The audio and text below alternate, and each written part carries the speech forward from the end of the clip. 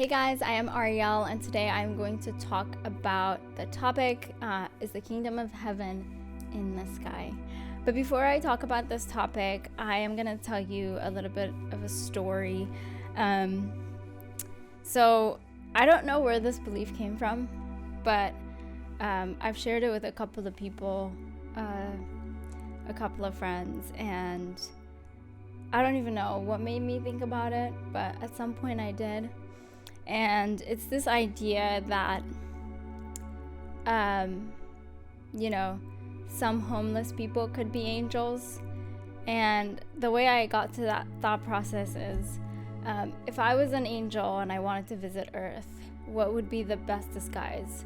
And that is to be a homeless person, right? Because a lot of homeless people are very transient, and we see them once and we never see them again. So I always thought that is a great disguise, because unless there are homeless people that frequent your neighborhood, but I thought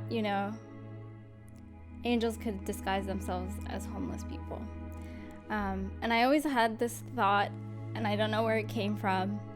I wouldn't call it a belief, but it's just kind of a thought that was always in the back of my mind. And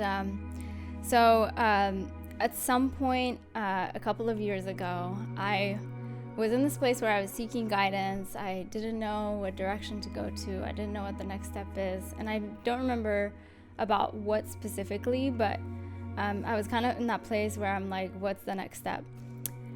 And every time I thought about that, this girl came into mind, and her name is Sophie.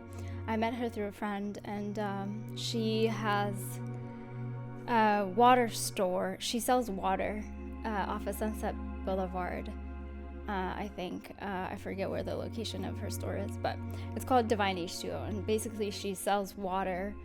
She puts gemstones in water, and there's different subjects you can, and they pray on it with intention. So when you go to her water store, there's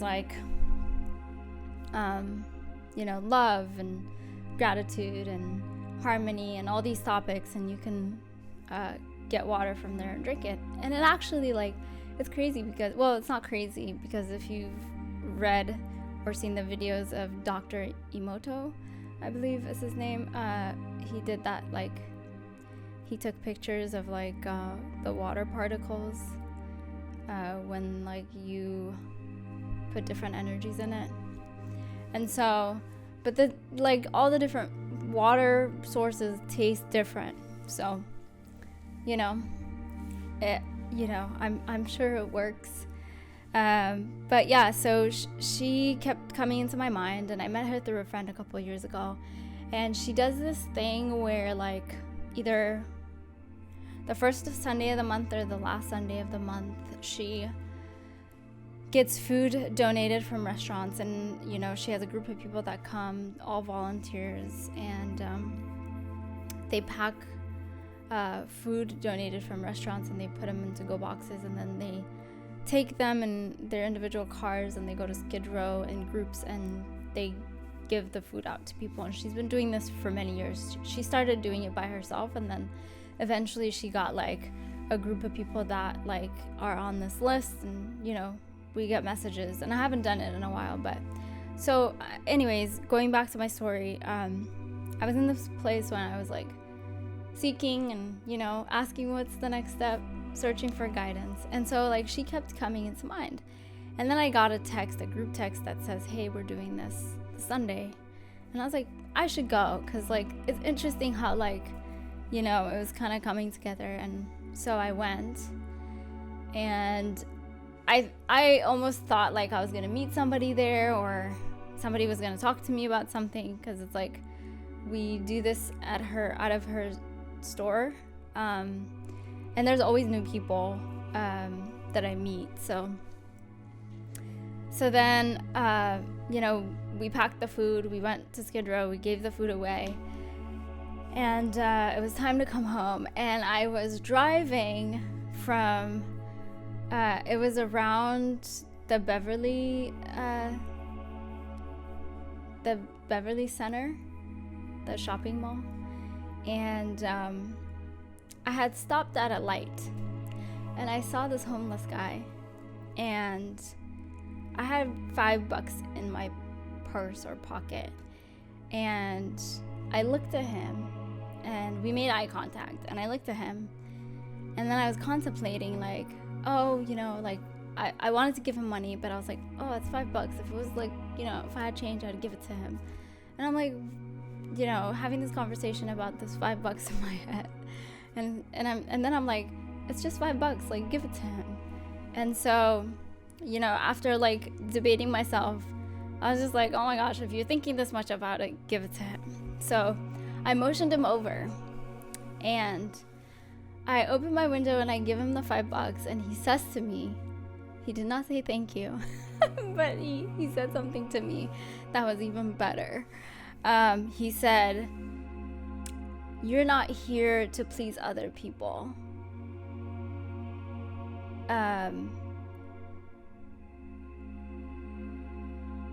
Yeah, you're not here to please other people. So don't, what did he say? So don't go out of your way for other people. And it shocked me. It shocked me. And I literally cried from Beverly Center, like the shopping mall, all the way to Koreatown, which is home. And it was just like the message that I needed to hear at that time. And it was like, I don't know, it was insane. So it kind of came together for me of like, you know, yeah, I'm trying to remember now that I'm making the video, like the entire message is like gone, but like that was the gist of it. But yeah, he basically was like, you're not here to please other people, so stop going out of your way to please other people. And it like really shocked me. And that's not the first time too I've had interactions like that with homeless people. And it just kind of, yeah, it hit home, and I literally was crying all the way home. And it was the message I needed at that time. So, yeah, and part of why I'm saying all of this is sometimes, you know, telling the truth or speaking the truth is not the most popular thing. And I feel like probably in my life I've not spoken or said things that were on my mind because of like avoiding conflict and controversy and things like that. So today, like, it's taking me so much bravery to talk about this topic that has been on my mind for a very long time, that I have been shying away because of not wanting to be controversial, or, you know, because I feel like there's a status quo, and some, like, there's this thing that you know, others or a group of people believe, and going against what the majority or like a huge religious group believes is a tough thing. So anyways, I'm gonna speak about this. It's something that, again, that's been on my mind, so I wrote it down and I'm gonna read it, but I'm getting super thirsty, so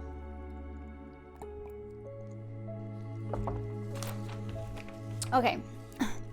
I might stop every so often to drink, but here it goes. It says, is heaven in the sky? And I said, absolutely not. So today I would like to talk about something that has kind of baffled me for a while, to be honest. I feel like Christians pick and choose what they believe from the Bible. I'm going to talk about one thing that doesn't add up for me. Now, one of the major characters in Christian religion is Jesus Christ, or Christ Jesus. So to me, if somebody claims to be a follower or partaker of Christianity, then it would be fair to say that they accept what Jesus says, right? So this is one of the quotes that I really, really love. It says, we are not humans having a spiritual experience. We are spiritual beings having a human experience. So by this, to me, then that makes the Bible an instruction manual for the spirit and not the flesh. Because when we get the spirit right, then the body will reap the benefits from the fruit of our spirit. Excuse me. So why is it that despite the fact that Jesus is quoted saying in Luke 17:21, "Neither shall they say, lo here, lo there, for behold, the kingdom of God is within you," people still manage to take the kingdom outside of themselves and put it in the sky where no one can get to it. This is an excerpt from the Gospel of Thomas, and I love this. It says, this is Jesus saying this as well.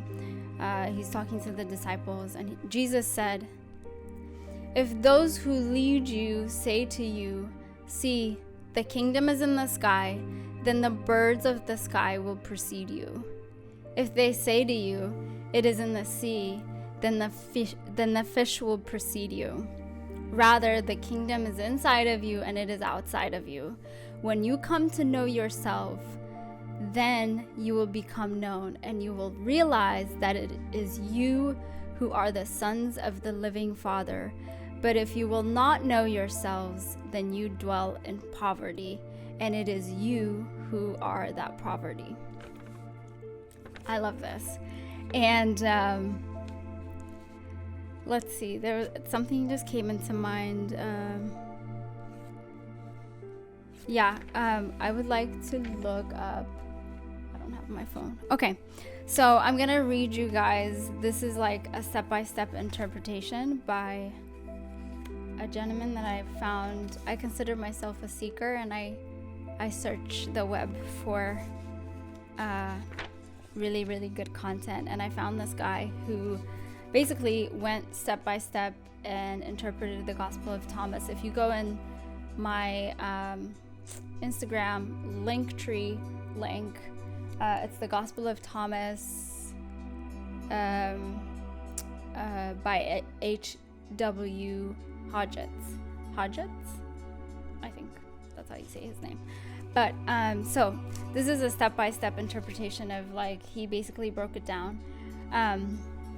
So I'm going to read it one more time. "If those who lead you say to you, 'See, the kingdom is in the sky,' then the birds of the sky will precede you. If they say to you, 'It is in the sea,' then the fish will precede you. Rather, the kingdom is inside of you and it is outside of you. When you come to know yourselves, then you will become known, and you will realize that it is you who are the sons of the living Father. But if you will not know yourselves, you dwell in poverty, and it is you who are that poverty." So the first part that he interprets is, "If those who lead you." This is in reference to other religious teachers. And then he's interpreting the part where it says, "See, the kingdom is in the sky, then the birds of the sky will precede you. If they say to you, 'It is in the sea,' then the fish will precede you."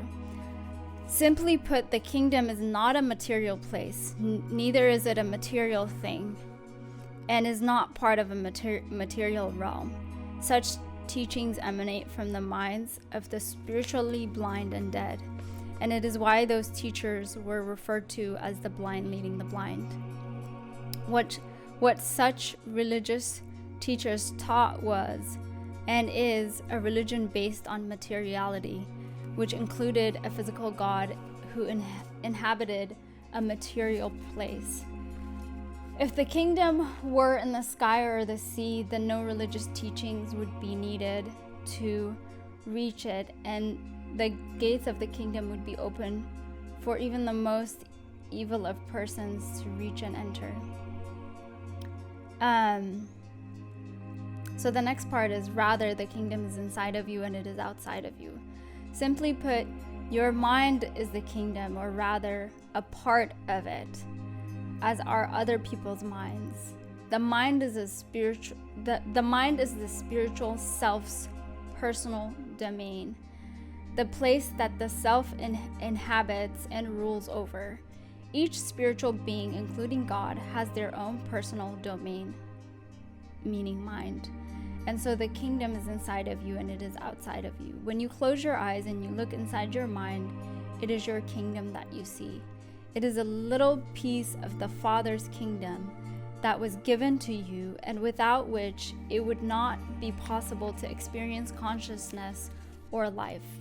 For the self without a mind can experience nothing. Then the next part is, when you come to know yourselves, then you will become known, and you will realize that it is you who are the sons of the living Father. When you come to fully realize your true nature as a spiritual being, self-realization, then you will become known in the kingdom of the Father, and you will realize that it is you who is a son of the living Father, and your mind will have become prepared as a bridal chamber. If your faith and love is sufficient, then full communion with the Father will occur, and you and your new mind will have become a shared part of the Father's kingdom. The kingdom of heaven is the home that you left. It is heaven that is your mother, and it is a little piece of heaven that was given to you that is referred to as your wife. That is why it is said, a man shall leave his mother and cleave to his wife. Then the next part is, but if you will not know yourselves, you will dwell in poverty, and it is you who are that poverty. If you will come to know yourself, then you will dwell in a place. If you will not come to know yourself, then you dwell in a place of ignorance in the kingdom/mind that has no everlasting treasure of love and truth. For if the self is not known, then how can there be unbreakable faith in such things? It is the state of mind that determines the state of the self. If there is poverty in the mind, then there is poverty in the self. And what is in the self is part of the self. Therefore, if you dwell in a place of poverty, you become that poverty. There's a few parts that kind of,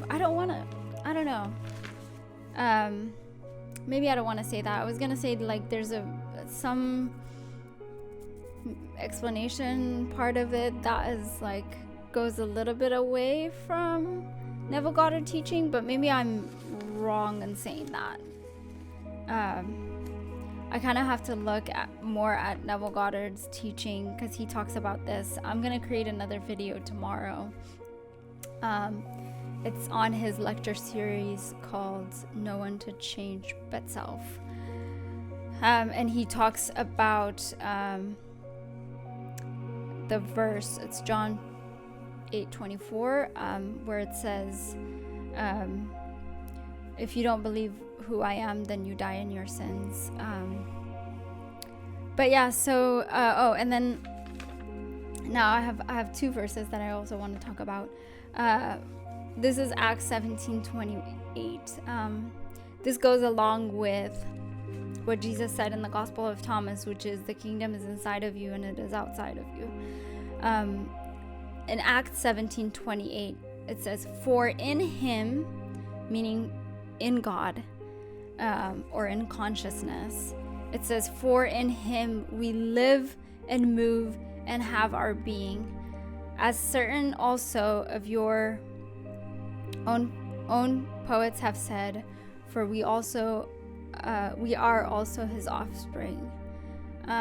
So the part that I'm concentrating specifically on is where it says, for in him we live and move and have our being. So, and then even when it says in Revelations 22:13, I am Alpha and Omega, the beginning and the end, the first and the last. The way I understand this is that nothing can exist outside of God. I am Alpha and Omega means life begins and ends with God. So our existence is within consciousness. Our existence is within God. Like we're not separated from God. We are one body with God. And so, so I love that in the Gospel of Thomas, and, it says it in Luke 17:12, the kingdom of heaven is within you. And the Gospel of Thomas even goes further and says the kingdom is inside of you and it is outside of you. But again, the kingdom is not a material place. It's a perceptual place, but only when our inner eye is opened to that perception do we get to experience the kingdom of heaven. And the kingdom of heaven is within us, within all of us. And so when it says in the Bible, the kingdom of heaven is at hand, Neville Goddard talks about this too. The kingdom of heaven is a finished kingdom. And it's just waiting for us to realize that that kingdom is already a finished product. And so I hope this video was helpful. If it was, please like and share and subscribe. Until next time, I send you lots of love. Thank you.